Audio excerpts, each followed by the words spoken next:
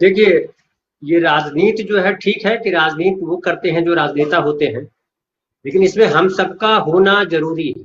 ये बेसिकली लोकतंत्र, जब हम लोकतंत्र की बात करते हैं, तो लोग की सहभागिता तो बहुत ज़रूरी है। और हम देख रहे हैं कि बिहार की बात करें या मुंबई की बात करें, लोग जो है साथ हैं और लोग जो है वो डरे हुए इनसे नहीं है, बीजेपी से डरी हुई जनता नहीं है। मैं अगर गाँव की ही बात करूँ, मैं अपने गाँव में था पिछले दिनों, तो वहाँ लोग खुलकर के विरोध कर रहे हैं और महंगाई जिस तरह से बढ़ी है, जिस तरह से जीना मुश्किल हुआ है, वो सब देख रहे हैं। लेकिन है क्या कि कुछ लोग जो हैं, जो जिससे प्रज्ञा ठाकुर ने अभी जो बयान दिया, इस तरह के बयान जो आते हैं, तो इस तरह के बयान का विरोध लोग नहीं करते हैं, इसलिए कि लोग डरते हैं, उलझना नहीं चाहते हैं। तो उनके साथ जो है 50-100 लफंगे किस्म के लोग हैं, जो झंडा लेकर के, वो चाहे तिरंगा लेके दौड़े या भगवा लेके दौड़े या जय श्री राम करके दौड़े या हनुमान चालीसा पढ़ने लगे, तो उसे डरते हैं और चाहते हैं कि भैया कहाँ इसमें उलझते हैं, हमको अपना काम करना है क्योंकि जीवन मुश्किल है। लेकिन एक बात गौर कीजिए आप कि हनुमान, ये जो प्रज्ञा ठाकुर बोल रही थी कि क्या इस देश में हिंदुओं को अपना धर्म बनाने का की आजादी नहीं है, क्या हम हनुमान चालीसा नहीं पढ़ सकते हैं, तो ये इसी तरह के सवाल करते हैं। ये काल्पनिक सवाल, अपने बनाए हुए सवाल लेकर के। क्या भारतवर्ष में कभी हिंदुओं के साथ ये रहा? जब से आजाद हुआ है देश, छोड़ दीजिए मुस्लिम, जब जब मुगल इस देश में राजा हुआ करते थे, तब भी इस तरह की बात नहीं हुई थी। तुलसीदास उसी समय काल लिख रहे थे ना रामचरितमानस, जब मुगल साम्राज्य यहाँ पे था।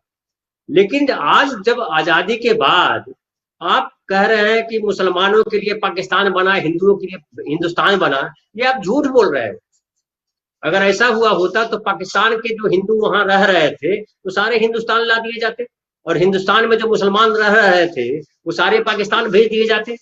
लेकिन ऐसा तो हुआ नहीं। और भारतवर्ष को जिस तरह से लीड किया गया, भारतवर्ष की जिस तरह राजनीति तय की गई, उसमें गांधी ने तो स्पष्ट रूप से कहा था, इस देश में हर भाषा भाषी के लोग रहेंगे, हर धर्म के लोग रहेंगे, हर समाज के लोग रहेंगे।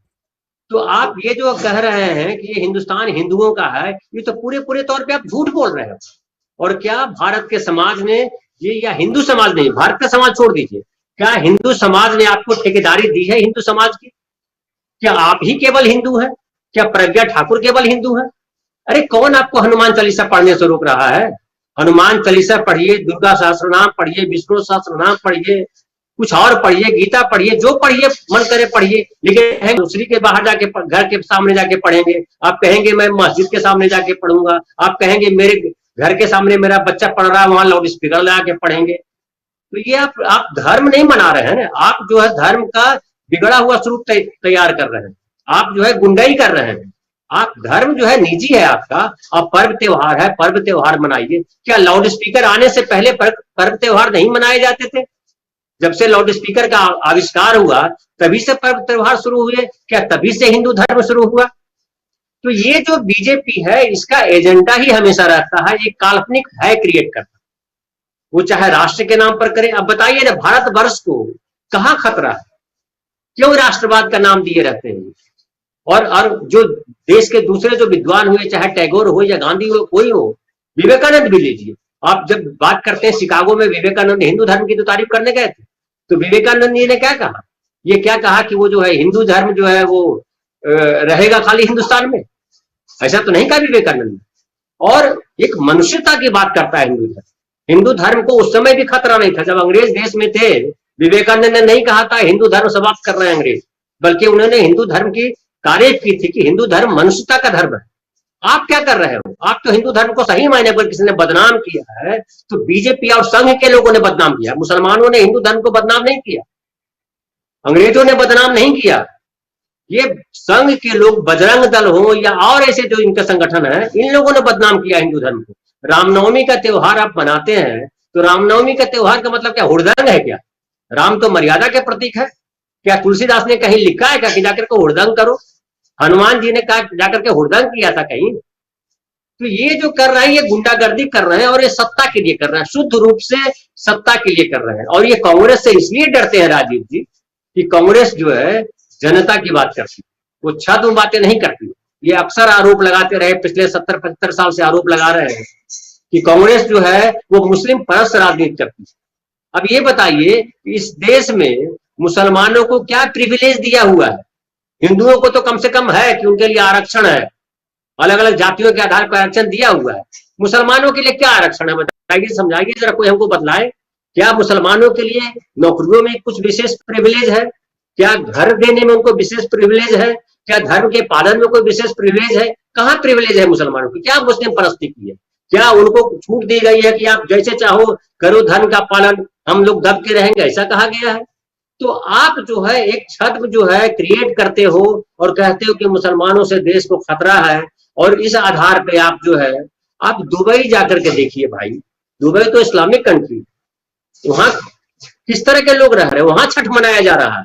छोड़ दीजिए, आप महाराष्ट्र में छठ मनाया जा रहा है, गुजरात में छठ मनाया जा रहा है, पूरे देश में, दुनिया में, अमेरिका में जाकर छठ मना रहे हैं, तो कौन विरोध कर रहा है? आप खामखा चिल्ला रहे हो कि हिंदू धर्म खतरे में, हिंदू धर्म खतरे में। हिंदू धर्म खतरे में इसलिए है कि आप हिंदू धर्म को बुराइयों से भर रहे हो, आप जो है गुंडाई कर रहे हो, 250-100 गुंडे लेकर के आप जो है भगवा लेकर के इधर से उधर दौड़ रहे हो, मुसलमानों को गाली दे रहे हो, आप कह रहे हो कि हिंदू धर्म को खतरा है। ये आपका नारा है, और ये नारा सिर्फ सत्ता के लिए। अब जहांगीरपुरी में देख लीजिए कि जहांगीरपुरी में उन्होंने क्या किया, बुलडोजर चलाए, बुलडोजर चला करके इन्होंने हिंदुओं के भी घर तोड़ दिए। एक मैं वीडियो देख रहा था राजीव जी, शायद आपने भी देखा होगा, जहां एक मुस्लिम और एक झाजी दोनों हंस रहे हैं और कह रहे हैं कि जो है देखिए तोड़ दिया तो क्या हुआ, हम लोग क्या नहीं रहेंगे, हम लोगों के बीच सामाजिक कोई भेदभाव नहीं है, सांप्रदायिक कोई गड़बड़ी हमारे बीच नहीं है। तो ये उन लोगों के मुंह पर तमाचा है, लेकिन मूलतः ये लोग निर्लज्ज लोग हैं, अनपढ़ लोग हैं, ये अफवाह फैलाने वाले लोग हैं। इनकी जो ताकत है ना, वो अफवाह है, ये सच पे कभी रहते नहीं। इन्होंने खाली झूठ फैलाया, हर हमेशा झूठ फैलाया, नेहरू को बदनाम किया। और कांग्रेस पार्टी के साथ मैं एक और बात कहूं, मैं कहना चाह रहा हूं कि कांग्रेस पार्टी, आपने जो शुरुआती वीडियो दिखाया उस पर हमारे किसी साथी ने बात नहीं की, वो जो हार्दिक पटेल ने कहा, एक गड़बड़ी है राजीव जी कांग्रेस के साथ। ये जो कांग्रेस के जो लोग हैं वो सब स्वयंभू नेता बन जाते हैं। आप बीजेपी में देख लीजिए, लोकतंत्र की बात करते हैं आप, तो लोकतंत्र क्या, सड़क पे अगर के गाली गलौज कीजिएगा तो लोकतंत्र माना जाएगा? लोकतंत्र का मतलब होता है कि लोग की चिंता हो, आपको समाज की चिंता हो, आपकी कुर्सी की चिंता नहीं हो। हम यहाँ क्या कर रहे हैं, कांग्रेस के लोग भी G23 बना लेते हैं, तो वो जो है हार्दिक पटेल बोलते हैं कि मुझे ये नहीं किया जा रहा है, राजेश पायलट उधर कुछ करने लगते हैं। तो ये सारी जो चीजें हैं ये गड़बड़ी क्रिएट करती है, और यहाँ पे एक अनुशासन जो है वो भंग हो जाता है। कोई आकर के बोल देता है कि गांधी परिवार को अध्यक्ष पद छोड़ देना चाहिए, कोई कुछ बोल देता है, मोदी जी के खिलाफ कोई बोल के देखे तो हम ये नहीं कहते हैं कि आप जो है पार्टी में लोकतंत्र मत रखिए, लेकिन आप उसकी छीछालेदर मत करो यार। अगर नेता माना है आपने तो नेता के साथ चलो। तो ये जो और जो है इंपॉर्टेंट ये है कि कांग्रेस से बीजेपी डरती है। डरती इसलिए है कि वो जानती है कि इस देश में कांग्रेस ही एक ऐसी धारा है जो आम आदमी, जिसमें जो है, जिसको कहते हैं कि बाघ और बकरी एक घाट पे पानी पी सकते हैं, वो पार्टी कांग्रेस ही, वो पार्टी कोई दूसरी पार्टी नहीं हो सकती। इसलिए कांग्रेस ही उसको राष्ट्रीय स्तर पर चुनौती दे सकती है, इसलिए बीजेपी उससे डरती है और आने वाले भविष्य में भी डरेगी। इसलिए वो नेहरू का विरोध करती है, इसीलिए वो राहुल गांधी का विरोध करती है, व्यक्तिगत आक्षेप लगाती है, नेहरू को बदनाम करती है, गांधी को मार देती है।